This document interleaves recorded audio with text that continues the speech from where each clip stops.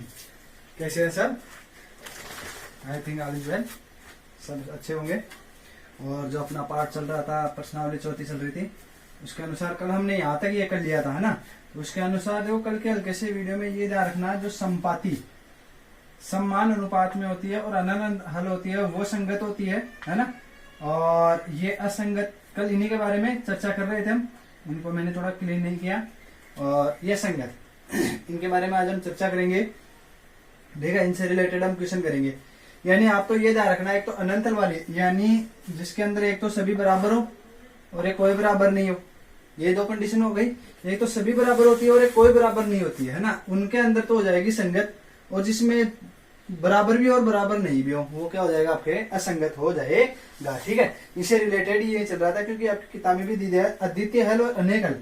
अद्वितीय हल कहां से है? ये अद्वितीय हल, अनेक का मतलब अनंत हल, वो तो होती है आपके संगत, ये वाली और ये वाली, और जो बच गई वो क्या हो जाएगी, आपकी असंगत हो जाएगी। ठीक है, तो हम इनके बारे में अब चर्चा करेंगे विस्तृत।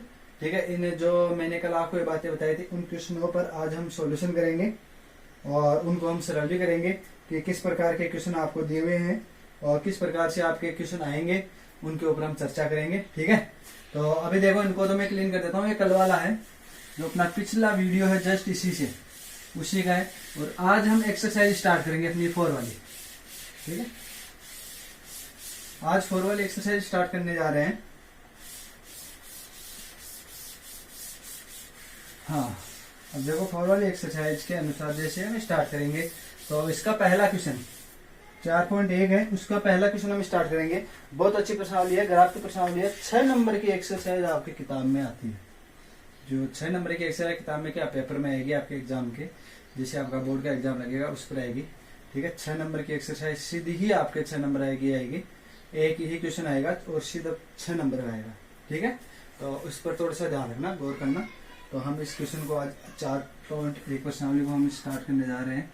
ये लो, चौथी प्रश्नावली के बारे में मैंने कल बता दिया था और आज 4.1 स्टार्ट करेंगे। तो देखो, अब पहला क्वेश्चन आपको क्या दे रखा है, हमें क्वेश्चन नंबर तो यही दे रखा है कि हमें ज्ञात करना है कि संगत कौन सा है और असंगत कौन सा है, इनके बारे में हम चर्चा करेंगे। ठीक है, इसके अंदर यहाँ दिया हुआ A1 बटा A2, B1 बटा B2, C1 बटा C2 की तुलना करनी है ना, की तुलना करके इनके संगत और असंगत के बारे में जानना है। ठीक है, तो यहाँ इसी का पहला हम वापस बता रहा हूं मैं, इसका वापस क्या स्टार्ट कर रहे हैं। देखो क्या दे रखा आपको, 2x माइनस 3y बराबर में 8 दे रखा है। ठीक है, और इसी का 1 समीकरण, क्योंकि 2 समीकरण आएंगे हमेशा ध्यान रखना। फिर दे रखा है 4x माइनस 6y बराबर 9। ये एक चीज ध्यान रखना, हमने जो व्यापक समीकरण पढ़ा था ax square by square ax square bx plus c, इस प्रकार से रूप में पढ़ा था ना। तो ये यदि इधर है तो कोई बात नहीं, इधर चले जाएगा। यदि दोनों समीकरण a1 b1 या 2x square plus b2x square बराबर c2 ये अलग अलग में हो ना, तो इनमें चिन्हों में कोई परिवर्तन नहीं आएगा। एक साइड हो तो, यदि बराबर के इधर हो तो भी इसमें चिन्हों में कोई प्रभाव नहीं पड़ेगा। क्यों? क्योंकि ये इधर आते ही माइनस का हो जाएगा, ये भी माइनस का, माइनस से माइनस वापस कट जाएगा और क्या हो जाएगा आपके वापस प्लस का हो जाएगा। तो इसमें घबराने वाली बात नहीं है। ये इधर आ गए ना, तो इसमें आप टेंशन मत ले लेना। ठीक है, क्या हो गया हल। अब देखो इसी का पहला क्वेश्चन, तो यहां से हमें छांटना है। ये A1 है, A1 बराबर है 2, ये हो जाएगा B1 बराबर हो जाएगा -3 और C1 बराबर हो जाएगा आपके पास 8। अब इससे लिखना है A2 बराबर लिखना है आपको 4, B2 बराबर लिखना है -6 और C2 बराबर लिखना है आपको 9। ठीक है, अब हमें क्या करना है, इनकी स्थिति छांटनी है, यानी इनकी तुलना करनी है। तो A1 बटा A2, B1 बटा B2 व C1 बटा C2 की तुलना करने पर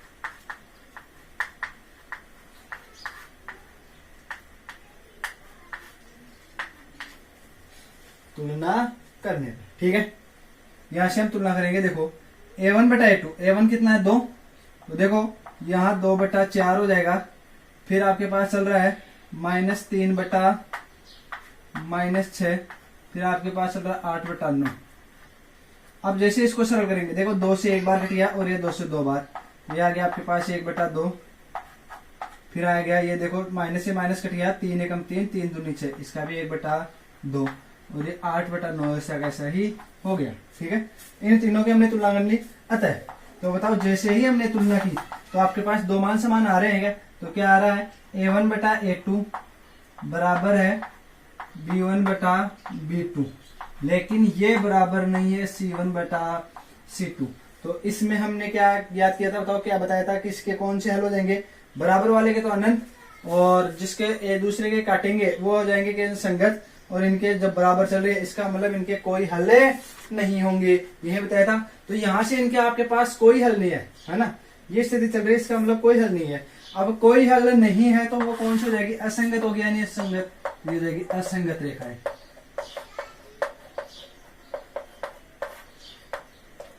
यानी संगत का मतलब एक दूसरे के संपर्क में नहीं आ रही है, क्योंकि यहां पर रेखाएं कैसी है यहां इसी की कंडीशन ऊपर लिख देता हूं, क्योंकि रेखाएं कैसी है, समांतर व समांतर रेखाएं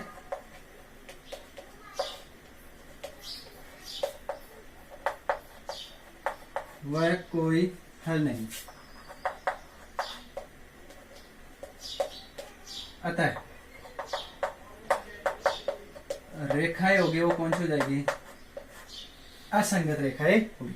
और आपको पूछ भी ये रहा कि आपको ये बतानी है कि जो रेखाओं की कंडीशन चल रही है वो किस हिसाब से चल रही है। ठीक है, तो ये आपके पास कौन सी हो जाएगी, कोई हल नहीं है, और ये कौन सी रेखा हो जाएगी, आपके पास असंगत रेखाएं हो जाएगी। इस प्रकार से आपको बताना है, कुछ नहीं है, बस इसमें थोड़ा सा इतना सा ध्यान रखना, A1/A2 B1/B2, और ये आपको निकालना है। तो A1/A2 की हमने तुलना कर ली, B1/B2 की तुलना कर ली, C1/C2 की तुलना कर ली। ठीक है, इनकी तुलना करने के बाद में हमने जो काट रहा है, देखो 2 से एक बार कट गया 2 बार, 3 से एक बार कट गया 2 बार। अब देखो इनको आप चाहो काट करके लिखना चाहो तो लिख भी सकते हो इसे। ठीक है, तो ये कट करने के बाद में 1/2 आ गया, 1/2 ये 8/9, तो ये दोनों तो बराबर आ रहे हैं, ये दोनों जो से बराबर आ रहे हैं, इसका मतलब ये कंडीशन बन गई। और इस कंडीशन के लिए आपके पास रेखाएं क्या होती है, रेखाएं समांतर होती है, वो इनके कोई हल नहीं होंगे। रेखाएं समांतर और कोई हल नहीं होती है, उनके लिए अभी मैंने जस्ट तुरंत ही मिटाया है, उसके लिए क्या होती है, रेखाएं असंगत होती है, यही चीज बताइए। अब इसी का दूसरा क्वेश्चन हम करेंगे, दूसरा क्वेश्चन क्या दे रखा है उसके बारे में चर्चा करेंगे। इसको मिटा देता होगा, है ना।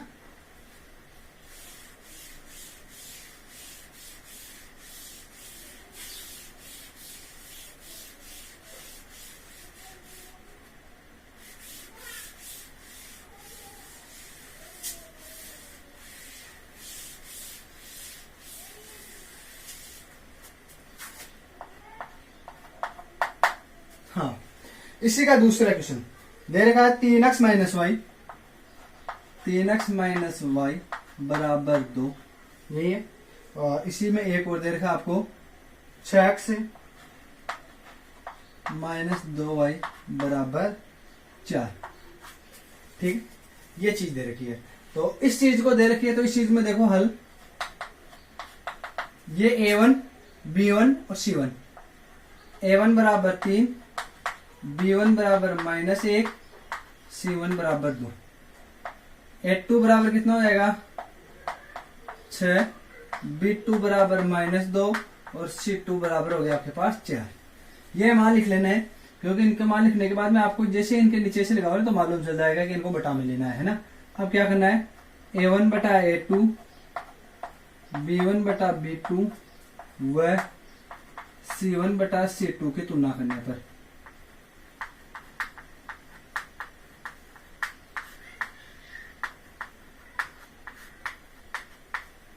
C1/C2 की क्या करेंगे, तुलना करने पर, है ना। तो इसकी तुलना करेंगे, देखो A1 ये 3/6 सीधा हो जाएगा 3/6, जो B1/B2 ये देखो माइनस का 1/-2, C1/C2 दे रखा है 2/4, 3 से कटेगा एक बार, 3 से कटेगा 2 बार, तो 1/2 आ जाएगा यहाँ पर, ये माइनस से माइनस कट गया और एक सीधा 1/2, 2 एकम 2, 2 दूना 4, 2 से एक बार कटेगा और ये 2 बार। यहां से तीनों चीज बराबर आ रही है, तो यहां से क्या हो गया, A1/A2 ये बराबर आपके पास B1/B2 बराबर है आपके पास C1 बटा C2। ठीक है, तीनों चीज बराबर चल रही है, तो बताओ रेखाएं कैसी होगी?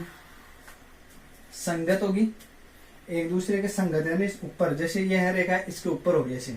ठीक है, तो रेखाएं कैसी होगी?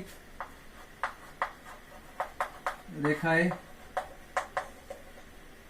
समपाती, सॉरी संगत और संगत हमें बताना है, ये समपाती होगी। और उसके हल कैसे होंगे? रेखाएं समपाती व अनंत हल होंगे।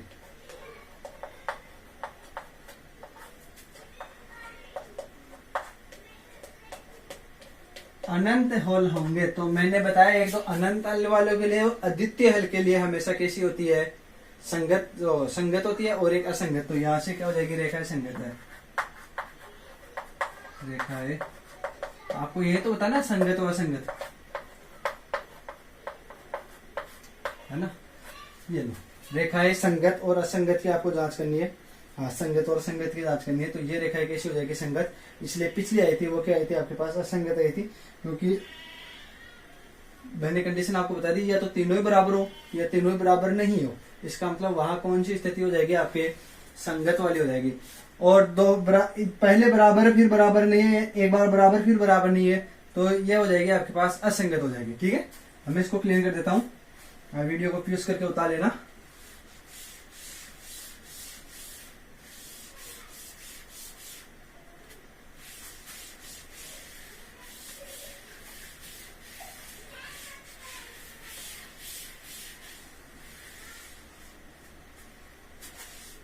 हाँ, इसी का अब तीसरा क्वेश्चन चलेगा आपके पास। तीसरा क्वेश्चन क्या दे रखा है? 2x माइनस 2y बराबर 2, 2x माइनस 2y बराबर 2। फिर इसी का एक समीकरण और दे रखा है आपको, क्या दे रखा है? 4x माइनस 4y बराबर 5, 4x माइनस 4y बराबर 5। ये लो, ठीक है। हाँ, तो इसके हल निकालने में देखो, यहां a1 बराबर हो गया 2, b1 बराबर हो गया -2 और c1 बराबर हो गया आपके पास 2। a2 बराबर हो गया आपके पास 4, b2 बराबर -4 और c2 बराबर आपके पास हो गया 5। ये तीन चीज आपके पास आ गई। इन तीन चीज को आने के बाद में हमें क्या करना है? सीधा साधा ही एक देखो, कुछ नहीं करना है। a1 बटा a2, b1 बटा b2 व c1 बटा c2 की तुलना करना है।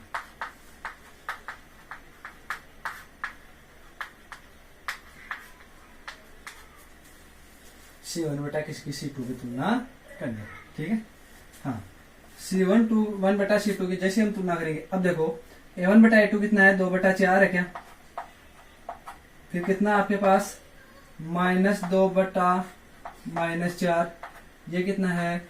2 बटा 5। ठीक है, देखो 2 एकम 2, 2 दूना 4, 1 बटा 2 आ जाएगा क्या? यहाँ से सीधा ही 2 से एक बार कट रहा है, ये 2 बार, तो 2 से एक बार कट गया, ये 2 बार काट दिया। फिर देखो यहाँ माइनस से माइनस कट गया, प्लस हो जाएंगे। जैसे है 2 से एक बार कटेगा, ये 2 से 2 बार, ये 2 बटा 5। इतनी चीज हो गई। इतनी चीज होने के बाद में अब देखो, मेरे को ये बताओ, ये हल हो जाएंगे वो आपके पास कैसे? अब देखो इनकी कंडीशन क्या हो रही है? ये बराबर चल रहे हैं, यानी a1 बटा a2, b1 बटा b2 बराबर है। तो a1 बटा a2 ये बराबर है किसके? b1 बटा b2 के। लेकिन ये तीसरी चीज के बराबर है क्या? बिल्कुल नहीं है, ये c1 बटा c2। ऐसे ही कंडीशन अपने पास, एक बार बराबर है, एक बार बराबर नहीं है, यानी असंगत हो जाएंगे। तो बताओ रेखाएं कैसी होगी? समांतर, समांतर रेखाएं वह कोई हल नहीं।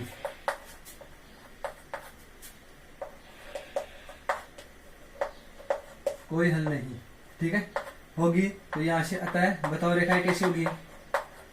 रेखाएं असंगत होगी। ठीक है, रेखाएं क्या हो जाएगी आपके पास? असंगत हो जाएगी। यही तो लिखना है, कुछ नहीं कर रहे हैं, एक जैसे चल रहे हैं, यानी कहीं दिक्कत वाली चीज आपके पास है ही नहीं है। अब आप चाहो तो तीसरा क्वेश्चन आपके लिए चौथा क्वेश्चन आपके लिए छोड़ दूं, कुछ नहीं, इसमें बटा में 3 है ना, पूरे समीकरण को 3 से गुणा कर देना और ऐसी कंडीशन बन जाएगी आपके पास। कैसे, मैं कैसे एक बार बता देता हूँ, मिटा देता हूँ। अब एक क्वेश्चन में आपके लिए छोड़ूंगा सदैव, ठीक है, क्योंकि सभी क्वेश्चन जब मैं कराने लग जाऊंगा तो आप मतलब हम किसी नकल सी करने जैसे हो जाओगे आप, तो आपको ऐसे नहीं करना है, ठीक है। तो इसका चौथा क्वेश्चन देखो, चौथा क्वेश्चन दे रखा है 4/3x प्लस 2y बराबर 8। एक तो समीकरण ये दे रखा है, दूसरा समीकरण दे रखा है आपको 2x plus 3y, 2x plus 3y बराबर 12। अब कुछ नहीं है, यहाँ बटा में है ना, इसको क्या करना है, पूरे समीकरण को 3 से गुणा कर देना है और कुछ नहीं करना है।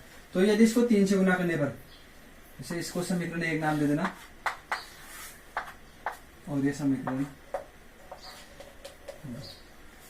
1 को 3 से गुणा करने पर, समीकरण 1 को 3 से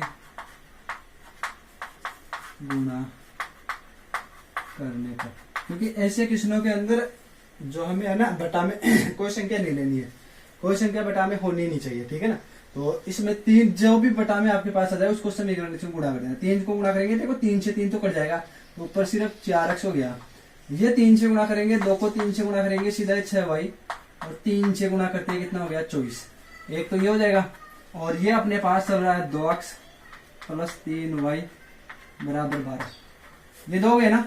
अब यहाँ यह तो यहीं से चल रहा है, चौथे का ध्यान रखना। ये 2 चीज हो गई, तो अब यहाँ से आप a1 बटा a2 लिख सकते हैं। a1 बराबर हो जाएगा 4, b1 बराबर 6 और c1 बराबर 24, a2 बराबर 2, b2 बराबर 3, c2 बराबर 12, ठीक है। ये a1 बट a2 आ गया, b1 b2 आ गया, c1 c2 का मान आ गया। अब आप उनकी तुलना करके आराम से निकाल सकते हो। ये देखो 2 बार कट रहा है, ये भी 2 बार कटेगा, ये बार 24, तो a1 बटा a2 बराबर हो गया b1 बटा b2 बराबर c1 बटा c2, तीनों बराबर है। इसका मतलब अनंत अनंत हल के देवताओं से देव क्या स्थिति होती है, संगत होती है, ठीक है। निकालोगे, इसको उपयोग करके बता देना। आगे में सरल करना है, स्वयं करना, आगे स्वयं कीजिए आगे, ठीक है। अब मैं क्वेश्चन 2 पर चलूंगा, क्योंकि जब तक आप स्वयं नहीं करोगे ना तब तक वो मजा नहीं आएगा पढ़ने का जो हमें आना चाहिए। तो इसीलिए कुछ क्वेश्चन मैं अब छोड़ना स्टार्ट करूंगा, क्योंकि काफी समय हो गया है। 20-25 दिन की अपनी क्लासें हो गई है, लगभग 15 से 20 दिन की।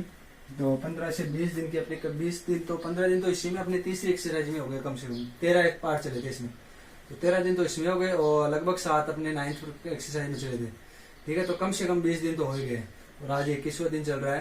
तो 20 दिन के अंदर हमें इतना तो मालूम हो जाना चाहिए कि हमने क्या पढ़ लिया क्या नहीं पढ़ा, ठीक है। और अब हमारी कैलकुलेशन कितनी फास्ट होनी चाहिए इस पर भी हमें डिपेंड रहना है, ठीक है। तो जितना ज्यादा हो सके आज के बाद में स्वयं क्वेश्चन करोगे आप पर यह निर्भर करता है कि आप स्वयं क्वेश्चनों को सरल करो, ठीक है। तो स्वयं क्वेश्चनों को आप स्वयं सरल करोगे। हाँ, अब मैं इनको यहाँ से क्या कर रहा हूँ, आगे स्टार्ट कर रहा हूँ।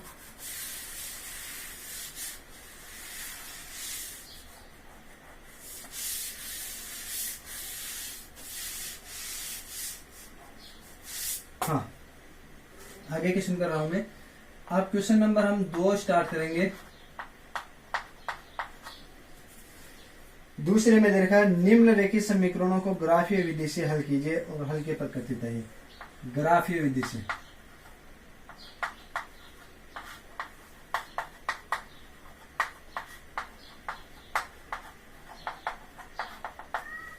ग्राफीय विधि से यानी ग्राफ बना करके आपको हल करना है, और इसके लिए आपके पास ग्राफ होना अति आवश्यक है।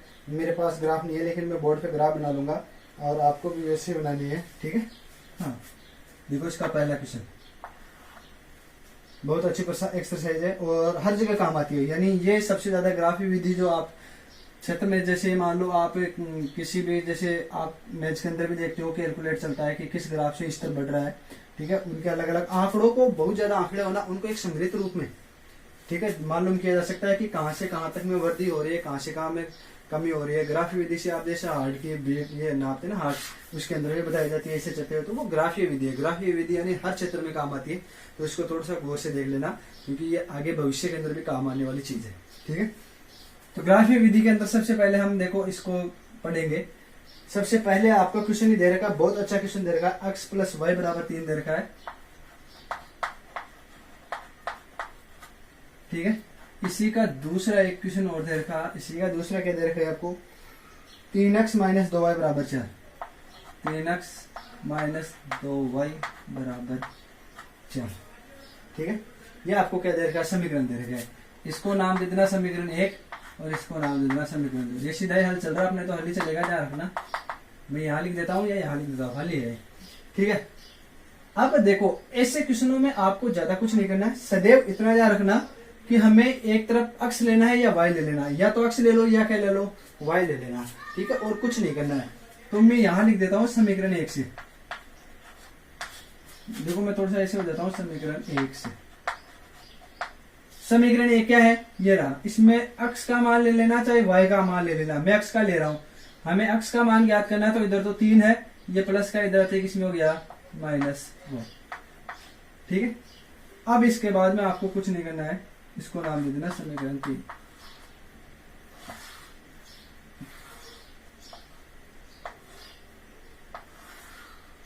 ये x ये y, हमेशा आपको ज्यादा से ज्यादा अधिकतम 3 मान तो निकालने ही है, चाहे कुछ भी हो जाए। कहीं 2 बताते हैं, लेकिन 2 के अंदर कई बार स्थिति ऐसी हो जाती है, हमें मालूम ही नहीं चल पाता है कि ग्राफ कैसे जाएगा कैसे नहीं जाएगा। तो कम से कम 3 मान आपको निकालने हैं। यदि बटा में कोई राशि नहीं हो, आपके पास बटा में कोई राशि नहीं हो, तो x के मान तो हमें ज्ञात करने हैं, यानी इधर वाले x का मान तो निकालना है इधर रख करके। तो आप y के जगह, यानी हमें स्थान मान किसके पास में रखना है, जिसके पास में अंकगणित और जो आपके पास बीजीय अंक दोनों चले, ये अंक वाला चले और बीजीय दोनों चले, है ना, तो वहां पर आपको मान रखना है। तो इसका y का है ना, तो y का मान रख दो, बटा में कुछ नहीं है, इच्छा से रख दो। जैसे मैं रख रहा हूं 0 1 2, आप चाहे तो ये रख सकते हो, ये नहीं रखो तो सर ये नहीं रखेंगे, कोई बात नहीं है, आप दूसरे भी रख सकते हो। जैसे आप रख सकते हो यहाँ पर 1 2 3, ये नहीं रखना चाहो तो यहाँ 2 3 4, आप कुछ भी रख देना। मैं 0 इसलिए नहीं रहा क्योंकि 0 से अपने मूल बिंदु कट जाएगा ना यहाँ पर, तो थोड़ी सी दिक्कत आ जाएगी आपकी, ठीक है, इसलिए मैं 0 नहीं ले रहा हूँ, ठीक है। और आप लेना चाहो तो ले सकते हो, ठीक है। अब क्या करना है, अब देखो ये हमने इच्छा से लिए हैं, क्योंकि आपके बटा में कोई राशि नहीं है, नीचे इसमें किसी भी राशि का भाग नहीं लग रहा है, तो यहाँ पर आप अपनी इच्छा से 1 2 3 ले लेना, ठीक है। इससे कोई प्रभाव नहीं पड़ने वाला, जो क्योंकि ये अपने मन की इच्छा से है, ये हमारी इच्छा से मान रखे जा रहे हैं। अपनी इच्छा से मान रखने के बाद में इनको तो हमें इसका मान जैसे यहाँ पर रखेंगे तो आपके पास किसके मान रखते जाएंगे, x के। तो देखो यहाँ समीकरण 3 में y बराबर कितना रखने पर,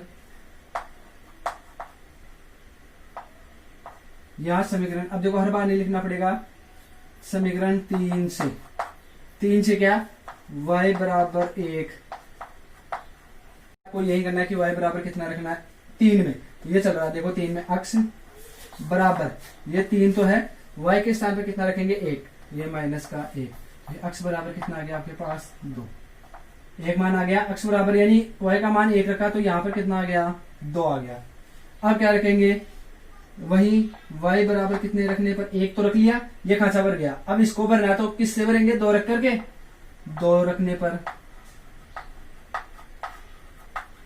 y बराबर जैसे ही आपको 2 रखना है तो यहां पर देखो 2 रखेंगे तो क्या हो जाएगा, x बराबर हो जाएगा 3 माइनस 2, x बराबर कितना आ गया आपके पास 1 आ गया, तो यहाँ 1 रख देना, ठीक है। अब क्या रखेंगे, y बराबर कितने रखने पर, देखो 1 भी आ गया, 2 ये 1 भी रख दिया, 2 रख दिया, कितना बच गया 3 रख गया ना, 3 रखने पर y बराबर कितने रखेंगे 3, तो जैसे 3 रखेंगे तो x बराबर कितना हो गया बताओ मेरे को, 3 माइनस 3, तो x बराबर कितना आ गया आपके पास 0। ये लो सर, एक सानी कंप्लीट, 3 मानों को बनना है, कुछ नहीं किया, x का लेना है तो सिर्फ x ले लेना है, y वाले पर हमें मान रखने हैं, मान अपनी इच्छा से रख देना, और जैसे ही मान रख दोगे उसके बाद में ये अपने पास जो मान आएंगे ना सरल करने पर वो आ जाएंगे, ठीक है। अब समीकरण किसी से, देखो एक का काम हो गया, समीकरण 2 से, एक का जो हमें सॉल्यूशन चाहिए था वो आ गया है। अब समीकरण 2 से सॉल्यूशन, क्योंकि ऐसे मान अनंत होते हैं, लेकिन हमें कितने मान चाहिए, अधिकतम 3 मान चाहिए। समीकरण 2 से यहाँ कितना चल रहा है, 3x माइनस 2y बराबर 4, यही है। अब इसमें भी किसका मान चाहिए, मैं अक्स ले रहा हूं मैं, तो ये 3x बराबर हो जाएगा 4 प्लस 2y, क्योंकि कहीं गलती करते हैं ये इधर लेकर, कई लड़के ना इनको गलती कर देते हैं। तो एक चीज ध्यान रखना, बराबर लेके जाओ ना इधर, तो इस अंक के आगे लिखना सदैव, ठीक है, इससे आपका कोई क्वेश्चन गलत नहीं होगा।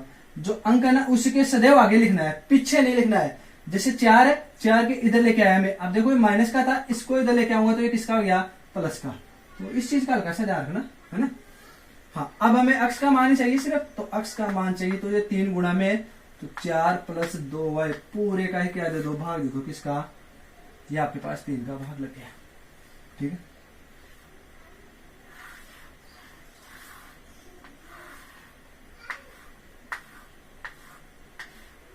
ये चौथा रह गया, इसको मिटा दो, क्योंकि हमें कितने मान चाहिए देखते हैं, 3, तो वही अक्स है और ये क्या हो जाए y।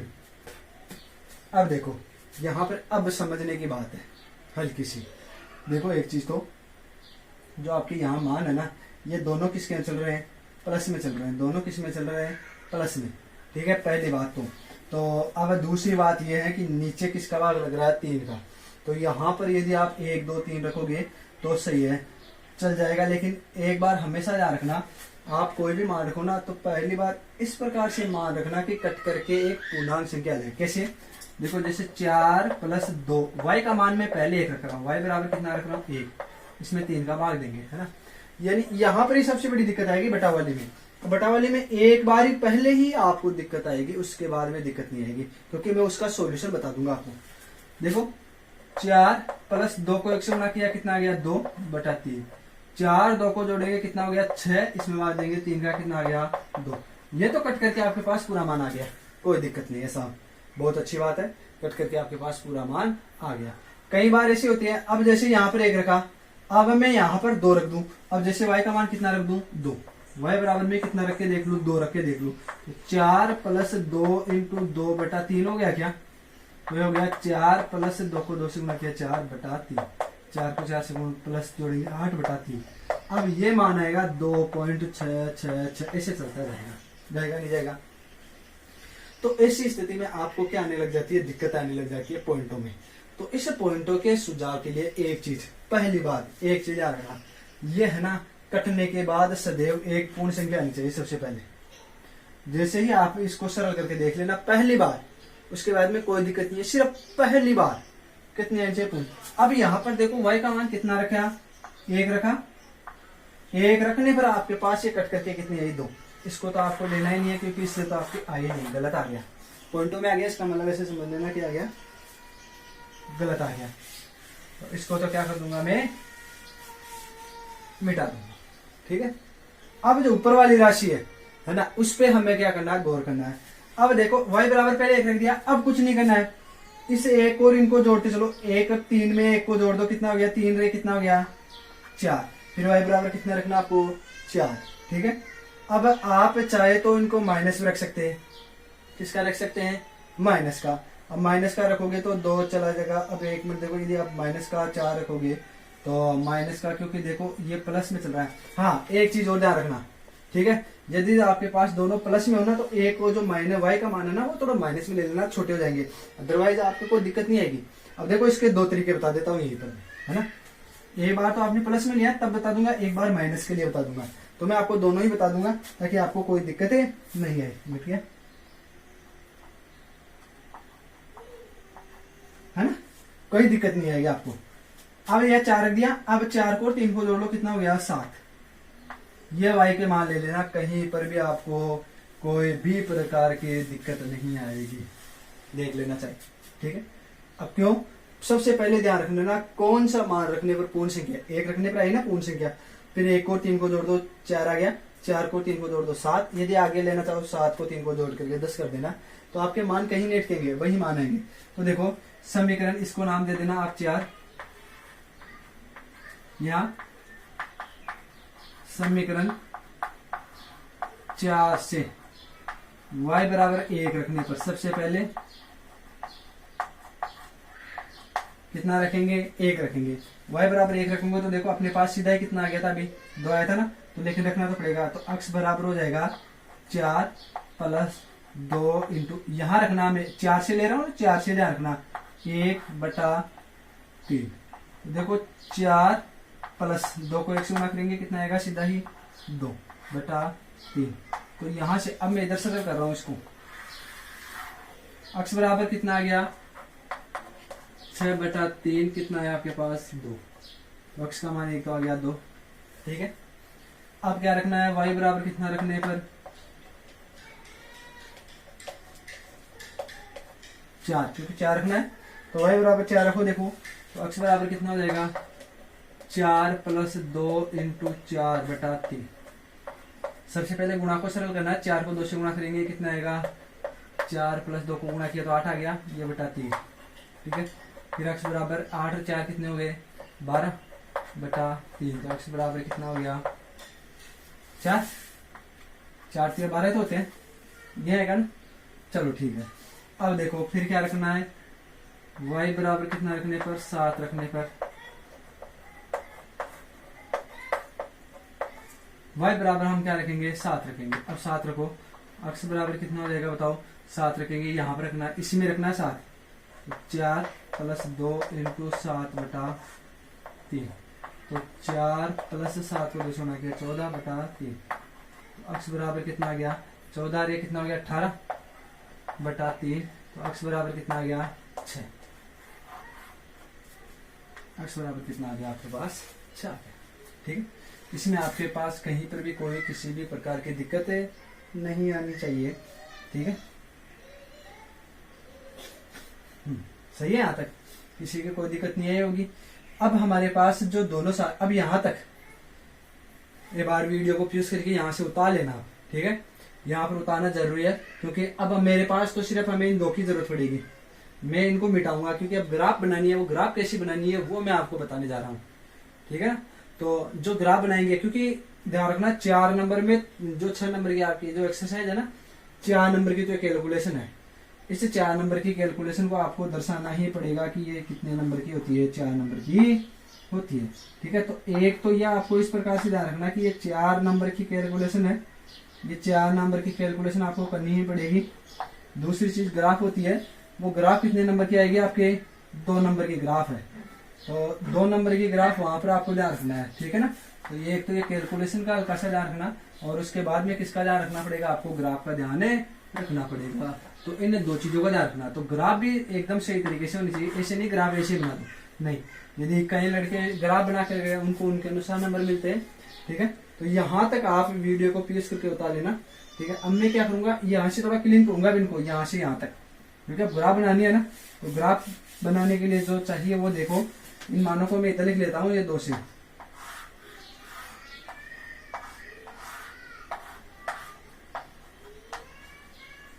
2 4 6 1 4 और 7। ठीक है, अब इस ग्राफ को हम बनाएंगे, तो देखो ग्राफ को किस प्रकार से बनाएंगे, क्योंकि सबसे बड़ी यही दिक्कत ही आती है ग्राफ में। इन मानों को कहे को तो मान में दिक्कत आ जाती है, तो ठीक है ना, इन मान और ग्राफ दोनों को थोड़ा सा सावधानी पूर्वक करना है। सबसे पहले जैसे हमने 9th जो एक्सरसाइज पढ़ी थी, ठीक है, उसके अंदर हमने ऐसे बनाया था। ठीक है, इसको बनाने के बाद में यहाँ आपको 0 रखना है, इधर आपको प्लस के ये अक्स हो गया, ये वाई हो गया, ये अक्स डैश हो गया, ये आपका वाई डैश हो गया। ठीक है, ध्यान रखना यहाँ अक्स के अधिकतम मान कितने, 0 से 1 2 है ना, यहाँ पर अक्स के अधिकतम मान कितने, 6। तो प्लस वाले में 1 से 6 तो आपको लिखना ही पड़ेगा। ये 1 2 3 4 5 6 और 7। और यहाँ y के मान कितने चल रहे हैं, अधिकतम देखो 7 तक चल रहे हैं, तो y के प्लस वाले में 7 तक लिखना है आपको। ये हो गया आपके पास 1 ये 2 3 4 5 6 7। आपके ग्राफ में है ना ऐसे हैं, ऐसे हैं। यहाँ पर आपकी एक मोटी लाइन लिखी हुई आएगी, यहाँ पर एक छोटी लाइन आएगी, ऐसे 1 2 3 4 और ये 5 ऐसे आएगी, थोड़ी सी हल्की सी, यानी जो बारीक वाली है उनसे मोटी लेकिन इसी से पतली, फिर आएगी 1 2 3 4 फिर 5 ऐसे है। ठीक है, तो इसका मतलब ये एक के अंदर जो यहाँ से 1 सेंटीमीटर में ना 10 लाइन खींची जाएगी पूरी टोटल, वो 1 सेंटीमीटर की होती है, जो स्केल से नाप के देख लेना, इसमें कितनी होती है 10 लाइन होती है। तो इस प्रकार से इसमें भी आपके 1 2 3 4 ये पांचवी, 1 2 3 4, ये पांचवी, ऐसे लंबी लाइन आएगी। तो इस प्रकार से आपके जो मोटी वाली लाइन है ना, उन पर ये मान अंकित करना है। मेरे पास तो अभी तो ग्राफ है नहीं, तो जैसे ग्राफ में ग्राफ होगी तो मैं आपको बता दूंगा, ठीक है ना। तो इस प्रकार से इसमें थोड़ा सा ध्यान रखना, ठीक है। हाँ, तो अब देखो उसको भी मैं बता दूंगा, ग्राफ में भी अभी देख लूंगा मैं, यदि ग्राफ मिल जाएगा तो अगले वीडियो में ग्राफ के बारे में आपको पूर्ण जानकारी दे दूंगा। लेकिन अभी हाल फिलहाल यहाँ से देखिए, ऐसे बनाने के बाद में आपको कुछ नहीं करना। पहले जो समीकरण आया था, यह समान इस समीकरण से है, यानी उतार तो लिया होगा आप यूज करके, ये मान इस समीकरण से है और इस समीकरण से ये मान है, ठीक है। तो सबसे पहले ऊपर वाले समीकरण का मान लिखेंगे। देखो x बराबर 2 और y बराबर 1, x बराबर 2, ये रहा x पर 2 और y पर 1। जैसे आप ऐसे लाइन पर चलोगे ना मोटी वाली पर, यहाँ पर ये कटेगा, ये हो गया x बराबर 2 और y बराबर 1, ऐसे प्रदर्शित करना आपको। फिर देखो x का मान 1 है और y का 2, इसको लिखने के बाद x का 1 y का 2, x का 1 y का 2, ठीक है। फिर देखो तीसरी पर चलेंगे, x का 0 और y का कितना है 3, ये हो गया। x का मान तो 0 और y का 3। सदैव पहले ध्यान रखना x के मान लिखते हैं, क्योंकि हम निर्देशांक लिखते हैं x और y लिखते हैं, ठीक है। तो पहले x का मान लिखना है, उसके बाद में दूसरा मान y का लिखना है। ये चीज थोड़ी सी ध्यान रखना कि कौन से मान को कहाँ लिखना है, कौन से कहाँ को नहीं देना। इनको लिखने के बाद में आपको स्केल से इन्हें एकदम सीधा मिला देना है। मिला दिया, ऐसे सीधा मिला देना है। और इनको मिलाने के बाद में क्या करना है, ये मान कौन से समीकरण से, इससे है ना, यहाँ पर इसके ऊपर इस रेखा पर आपको इसे समीकरण प्रदर्शित करना होगा, x प्लस वाई बराबर 3।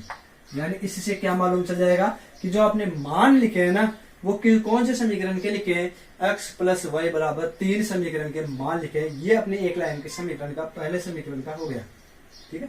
इतना ध्यान रखना है, यहाँ इतना प्रदर्शित करने के बाद ही आपको रुकना है, अदरवाइज पहले नहीं रुकना। या आप कैसे मोटी लाइन जाती रहेगी, ध्यान रखना। मैं भी मोटी लाइन कैसे नहीं बना सकता, लेकिन आप ध्यान रखना, ऐसे मोटी लाइन आपकी किताब में ऐसे खींची हुई होगी, ठीक है ना। हाँ, आगे देखो, इसका मान काम खत्म होने के बाद में अपने दूसरे पर चलना है। x बराबर 2 y बराबर 1, x बराबर 2 y बराबर 1, यही बिंदु है ना, इस पर यहाँ से पहले से। और एक चीज और ध्यान रखना, दोनों सारणियों में 90%, 90%, 99 मान लेना चाहिए। आपके पास ऐसी कोई चीज कॉमन जरूर आएगी। देखो x का 2 1, y का x का 2 और 1, ये मान आ रहे, इसका मतलब वो मान क्या हो जाएंगे 1 और 2, यानी जो कॉमन आ जाए ना, ठीक है, वो मान निश्चित होंगे। 90% ऐसे मैटर आएंगे आपके पास, तो इनके मान से देखो क्या आएंगे आपके पास, बराबर आएंगे दोनों सारणियों में। जैसे ऊपर वाले में 2 और 1 आ रहा है, इसमें भी 2 और 1 आ रहा है, बराबर मिल रहा है ना। x का मान भी 2, यहाँ पर भी 2, y का 1, यहाँ पर 2, 1 है, ठीक है। तो दोनों के मान जैसे आपके पास बराबर आ जाए तो समझ लेना इसके मान ये हो गए। एक दूसरे को काटेगी अब, क्योंकि देखो ना, काटेगी यानी प्रतिच्छेद करती है, समांतर रहती है, वो तो अब मालूम चलेगा। चलो, तो ये हो गया। अब देखो x का मान 4, y का 4, ये x का मान 4 और y का मान भी, यानी इसको जैसे मैं इसको बढ़ाऊं ऐसे और ऐसे, तो यहाँ पर कटेगा। आपकी ग्राफ मिल जाएगी वैसे तो, x का 4, आपके पास तो ग्राफ होगी, उसके अनुसार आप इजीली कर सकते हो। मेरे पास अभी ग्राफ नहीं है, यदि ग्राफ होगी तो मैं उसके अंदर बना के आपको बता दूंगा, ठीक है, अगले वीडियो में जरूर बताऊंगा, घबराने की कोई जरूरत नहीं है, ठीक है ना। हाँ, अब तीसरा, x का मान तो 6 और y का 7, x का मान ये रहा 6 और y का मान कौन सा है 7, ये रहा। x का मान 6 और y का मान 7, ठीक है। आपके तो लाइन खिंची हुई होगी, वैसे मोटी मैं खींच कर बता देता हूँ। अब आपको कुछ नहीं करना, इन तीनों को ऐसे कैसे ही मिला देना है। मिला दिया, मिलाने के बाद में जो इस रेखा पर है ना, कौन से समीकरण का, समीकरण 2 का है ना, तो इस समीकरण 2 को लिखना है 3x माइनस 2y बराबर 4। ऐसे प्रदर्शित जरूर करना है, ठीक है। ऐसे प्रदर्शित करने से क्या होगा, आपको मालूम चल जाएगा कि ये कौन सी रेखा के समीकरण के मान है। इस समीकरण के मान यहाँ पर आपके पास लिखे हुए हैं, ठीक है। अब देखो, इनको जहां दोनों बिंदु पर कट रहे हैं, तो बताओ इसके हल क्या हो जाएंगे, 2 और 1। x का मान तो कितना हो गया 2 और y का मान कितना गया 1, यानी x बराबर हो गया। अब इसी के हल है, तो यहां से बताओ x बराबर, अतः बिंदु हो जाएंगे, अतः बिंदु कौन सा हो गया बताओ, 2 और 1 है, जिसमें जहां x बराबर 2 और y बराबर कितना है 1, ठीक है। एक चीज तो ये हो गई, यानी आपको यही पूछा है ग्राफीय विधि से हल कीजिए, हल कर लिया मैंने। 2 और 1 बिंदु आया तो अक्ष का मान तो आ गया 2 और वाई का मान कितना आ गया 1। इस बिंदु पर ही कट रहे हैं ना दोनों, जहां पर कटेंगे वही बिंदु आपका होगा। यहाँ पर आपके पास 2 और 1 पर कट रहे हैं तो बिंदु हो जाएंगे 2 और 1, अक्ष बराबर 2 और वाई बराबर 1। ठीक है। हाँ, अब आगे देखो। इसके बाद में अब आपको पूछ रहा है हल की प्रकृति। प्रकृति बतानी है, ये संगत है, असंगत है, हल कैसे होंगे। अब मेरे को एक चीज बताओ, दोनों रेखाएं एक दूसरे को प्रतिच्छेद कर रही है क्या? जहां दोनों रेखाएं एक दूसरे को प्रतिच्छेद करे उसका मतलब हल कैसे होंगे? अद्वितीय। हल कैसे होंगे? हल अद्वितीय होंगे।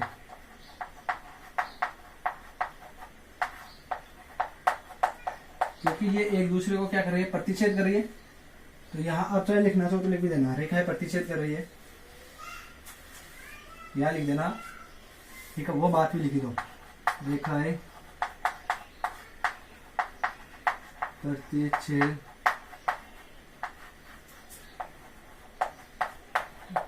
कर रही है, अतः हल अद्वितीय होंगे। एक दूसरे को प्रतिच्छेद कर रहे हैं, प्रतिच्छेद करने का मतलब वो एक दूसरे को काट रही है, जहां पर वो काट जाएंगे इसका मतलब हल कैसे हो जाएंगे? आपके पास अद्वितीय हो जाएंगे। ठीक है, हाँ एकदम सही चल रहा है, इसमें कोई देखो वैसे भी नहीं आ रही आपके पास। ठीक है, हल कैसे हो जाएंगे? आपके पास अद्वितीय हो जाएंगे। ठीक है, हाँ अब यहां तक आपको किसी को कोई प्रॉब्लम नहीं होनी चाहिए। अब देखो इस समीकरण को, यानी इसको जो हमने दोनों रेखाएं को सरल किया, उसके बाद में जो हमारे पास मान है x बराबर 2 आया, y बराबर कितना आया? 1 आया। इसको देखते हुए अब एक चीज का यहाँ पर एक सबसे बड़ी बात यही होती है कि जो हमें यही देखना होता है कि जो ये हल है ना, ये कहाँ से ये कौन सा आ रहा है? ये काट रही है रेखा एक दूसरे को, इसका मतलब प्रतिच्छेद। प्रतिच्छेद हो गए तो हल कैसे हो जाएंगे? अद्वितीय हो जाएंगे।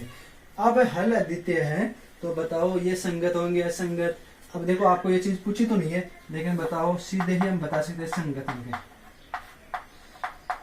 ये बात पूछी तो नहीं, लेकिन हम बता सकते हैं। असंगत तो कहाँ आ जाएगी आपके पास? जब उसके कोई हल नहीं हो, यानी समांतर हो जाएगी रेखाएं, या समांतर नहीं आ रही है साहब, अपने पास तो कौन सी आ रही है? प्रतिच्छेद रेखाएं आ रही है। ठीक है, यहां तक जो उतार लिया था, उसके बाद में जो सॉल्यूशन करने के बाद में ग्राफ का था। अब ग्राफ का पैमाना भी, पैमाना बता दूं, कई बार पैमाना होता है एक्स अक्ष पर आए, अब कई बार आपको पैमाना पूछ लेते हैं तो पैमाना पैमाना में यहाँ पर नहीं लिख करके, अब देखो पैमाना वहां नहीं आएगा आपके, यहां लिख देता हूं पैमाना, यहां लिख देता हूं पैमाना। अक्ष अक्ष बराबर हो जाएगा 1 इकाई बराबर 1 सेंटीमीटर। 1 इकाई है ना, ये 1 सेंटीमीटर है। इसी प्रकार वाई अक्ष बराबर 1 इकाई बराबर इसमें भी कितनी होगी? 1 सेंटीमीटर होगी। ठीक है, 1 इकाई बराबर आपके पास 1 सेंटीमीटर हो जाएगी। ये दिख तो रहा है शायद सबको, जैसे बोल करके बता दिया, इसमें कोई दिक्कत नहीं आनी चाहिए आपको। अक्ष अक्ष बराबर 1 इकाई बराबर 1 सेंटीमीटर और वाई अक्ष बराबर 1 इकाई बराबर 1 सेंटीमीटर, क्योंकि ये खांचे है ना हमने 1 सेंटीमीटर के लिए है। ठीक है, 9th क्लास में आपने पढ़ा होगा जैसे आपको जनसंख्या दे दे, वहां पर 10 20 ऐसे 100 1000 ऐसे लेकर के चलते थे, तो 1 इकाई बराबर 100 सेंटीमीटर होते थे, यानी 100 सेंटीमीटर के बराबर मापते थे। यहाँ 1 इकाई बराबर कितना है? 1 सेंटीमीटर है। ठीक है, तो इसी का ध्यान रखना, ज्यादा कुछ नहीं है। आज हमने कौन कौन सी बातें पढ़ी? एक तो ग्राफ वाला क्वेश्चन पढ़ा, क्योंकि इन क्वेश्चनों में थोड़ा सा ज्यादा समय लगेगा, और इनके आगे के क्वेश्चन आप करके देखना। नहीं आएंगे हम कल जरूर करेंगे। ठीक है, और अब मैं ज्यादा समय नहीं लूंगा क्योंकि काफी समय हो गया अपना, और ये कल एक्सरसाइज 4.1 लगभग हो सके तो पूरी भी हो जाएगी, और नहीं होगी तो अगले दिन हो जाएगी। उसमें क्या है, क्योंकि ग्राफ है 6 नंबर का है, या आराम से इजीली चलेंगे। 5 टर्म नहीं पढ़ेंगे, 5 पढ़ेंगे तो अपने को लॉस हो जाएगा। ठीक है, तो यहाँ तक आप बता लेना, ये इसका यहाँ तक सॉल्यूशन बताना चाहते हैं, ये तो मैंने समझाने के लिए है। ठीक है, तो इस चीज को यहाँ तक जरूर आगे याद रखना। और आज के लिए इतना ही। जय हिंद, जय भारत। और अपने आप फ्रेंड्स को देखो, एक तो ज्यादा से ज्यादा आप सब्सक्राइब करने के लिए जरूर बोलो। इससे क्या होता है, हमें थोड़ा मोटिवेशन मिलता है कि हाँ हमारे सब्सक्राइबर बढ़ रहा है, हमारा चैनल अच्छा चल रहा है। सब्सक्राइबर नहीं बढ़ने के कारण क्या होते हैं, हम भी हताश होने लग जाते हैं। तो आप थोड़ा सा ये कोशिश जरूर किया करो कि जो अपने फ्रेंड है उनको व्हाट्सएप पर या अपने रिलेशन में किसी भी प्रकार से उनको बोलो कि इनको सब्सक्राइब करें। और सब्सक्राइब करने के बाद में जो चैनल का जो आप देखो, आप बोल रहे हो 2020 की जो शिक्षा नीति है उसके अनुसार ये लगेगी नहीं लगेगी वो दूसरी बात है। 9th क्लास में आपके बोर्ड नहीं है, ठीक है, 9th क्लास में बोर्ड नहीं है, लेकिन फिर भी ये चीजें आपको 9th क्लास में पढ़ने को पड़ रही है। ये चीजें वहां पर भी थी। आपने एक्स और वाई का मान ज्ञात किया था, प्रतिशत विधि से ज्ञात किया था, विलोपन विधि से, वज्र गुणन विधि के द्वारा, ठीक है ना, प्रतिस्थापन विधि के माध्यम, इनके माध्यम से ज्ञात किया था। तो इन विधियों के माध्यम से वहां पर भी ज्ञात करना पड़ सकता है। तो आज के लिए इतना ही हो जाएगा, ठीक है। जय हिंद, जय भारत।